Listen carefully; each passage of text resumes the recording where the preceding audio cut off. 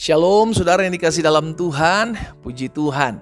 Hari ini kembali lagi saya menyapa setiap umat Tuhan dimanapun Bapak Ibu Saudara berada melalui program Bible and Coffee. Saudara yang dikasih dalam Tuhan, saya rindu melalui program ini ada banyak umat Tuhan terus diingatkan akan janji Tuhan. Dan ada banyak umat Tuhan bisa bangkit menghadapi masalah, pergumulan, tantangan hidup tatkala diingatkan kembali bahwa firman Tuhan mengatakan, "Aku tidak pernah meninggalkan kamu berjalan seorang diri." Haleluya. Saudara dikasih dalam Tuhan, kita akan sama-sama kembali merenungkan firman Tuhan saat ini. Kita berdoa, kita datang kepada Tuhan. Bapak, terima kasih karena hari demi hari yang kami jalani, waktu demi waktu yang kami lewati. Kami sadar semua karena kemurahan Tuhan, semua karena kasih setia Tuhan yang selalu menopang kehidupan kami. Dan tiba saat yang indah bagi masing-masing kami untuk mendengarkan sebagian daripada firman-Mu. Roh Kudus, urapi kami dengan roh hikmat dan wahyu, sehingga kami mengerti akan kebenaran, dan biarlah kebenaran ini yang memerdekakan kehidupan kami. Di dalam nama Tuhan Yesus Kristus kami berdoa. Haleluya. Amin. Saudara yang dikasih dalam Tuhan, di dalam Lukas pasal yang pertama ayat 30 dan ayat 31. Lukas 1 ayat 30 dan 31. Ini adalah peristiwa di mana Maria ibu Yesus berjumpa dengan malaikat Tuhan tatkala malaikat Tuhan menyampaikan pesan bahwa engkau adalah wanita yang dikaruniai Allah, ya. Kita lihat sama-sama. Kata malaikat itu kepada Maria, "Jangan takut hai Maria, sebab engkau beroleh kasih karunia di hadapan Allah. Sesungguhnya engkau akan mengandung dan akan melahirkan seorang anak laki-laki, dan hendaklah engkau menamai dia Yesus." Saudara yang dikasih dalam Tuhan, Ibu Yesus Maria mengalami kasih karunia di hadapan Allah, mendapatkan privilege, mendapatkan anugerah untuk apa? Dipercayakan Allah, ya. Dan tahukah saudara bahwa kita anak-anak Tuhan juga dipercayakan kasih karunia untuk apa? Untuk menerima Kristus sebagai Tuhan dan Juru Selamat. Itu adalah kasih karunia. Jadi kasih karunia adalah sesuatu yang diberikan kepada seseorang yang memang sebenarnya dia tidak layak untuk menerimanya, atau anugerah. Ya kan, sesuatu yang tidak layak kita terima diberikan kepada kita dan kita menerimanya. Saudara yang dikasih dalam Tuhan, sama seperti Maria ibu Yesus menerima kasih karunia di hadapan Allah, demikian pula saudara dan saya. Kita mengalami kasih karunia di hadapan Allah untuk apa? Untuk menerima keselamatan yang sebenarnya tidak layak untuk kita terima.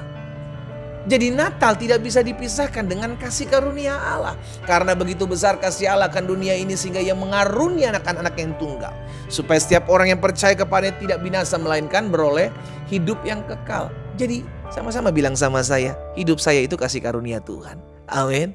Hidup saudara dan saya, kita tuh kasih karunia Tuhan. Kalau kita mau jujur, sebenarnya apa sih yang kita layak dapati dalam hidup ini? Gak ada.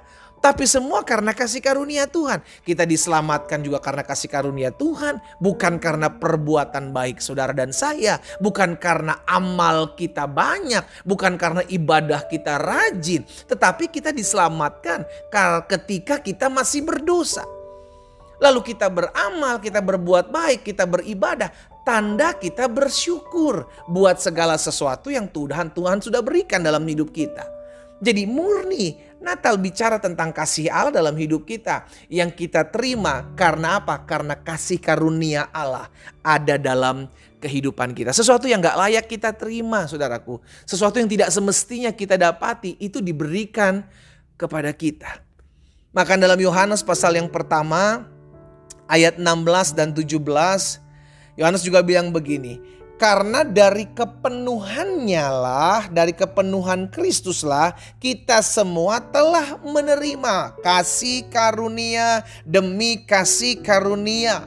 Lihat, sebab hukum Taurat diberikan oleh Musa, tetapi kasih karunia dan kebenaran datang oleh Yesus Kristus. Katakan amin. Haleluya.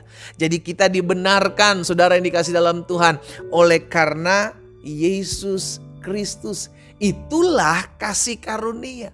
Jadi kalau kita masih bisa merayakan Natal di tahun 2023 ini, itu pun karena kasih karunia Tuhan.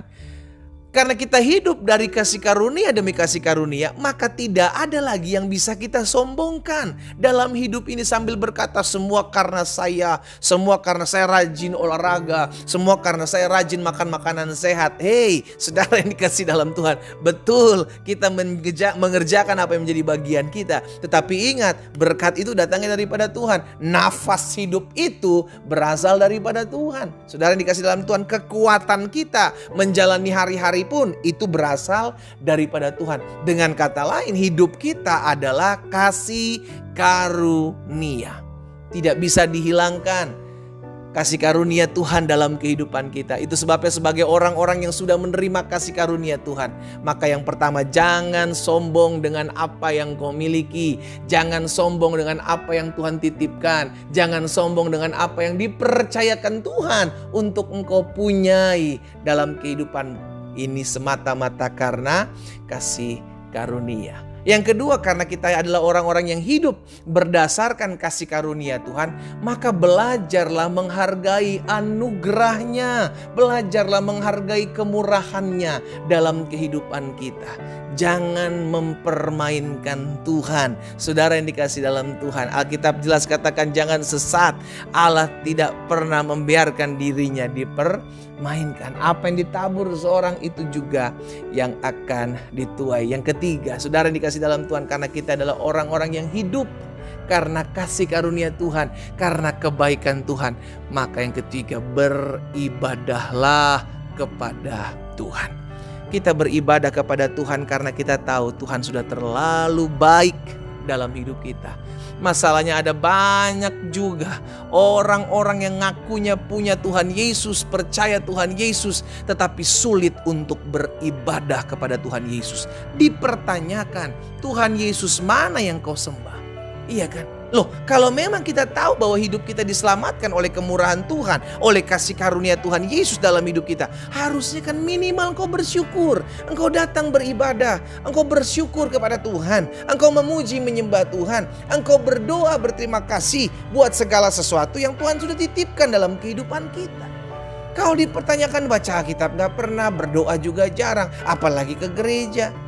Lalu tiba-tiba mimpinya semoga hidupku masuk surga.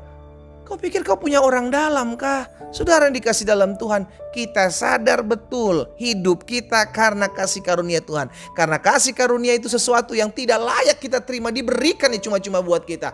Maka sebagai orang yang menerimanya, patutlah kita syukuri, patutlah kita berterima kasih buat kebaikan Tuhan, buat pertolongan Tuhan.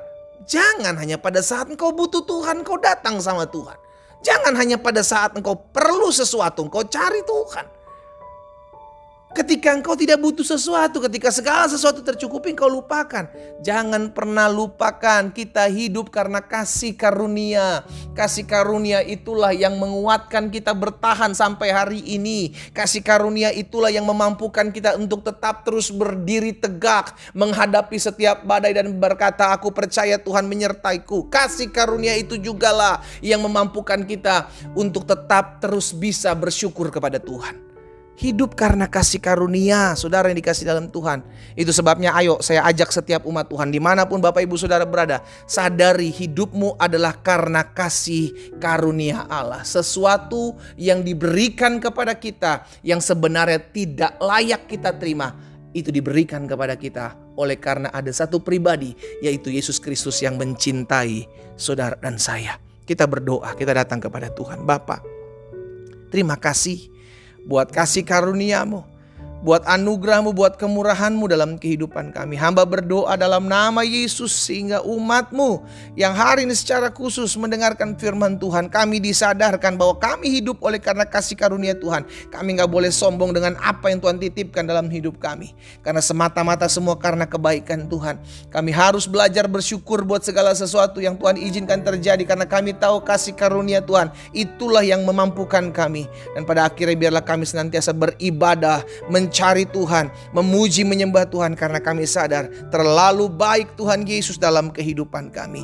Hamba berdoa buat umat-Mu dimanapun mereka berada. Tuhan jaga, Tuhan pagari, biarlah hati kami dipenuhi dengan ucapan syukur, sebab kasih karunia Allah ada bagi kami. Terpujilah Tuhan yang memberkati kami. Di dalam nama Yesus Kristus Tuhan kami berdoa. Haleluya. Amin.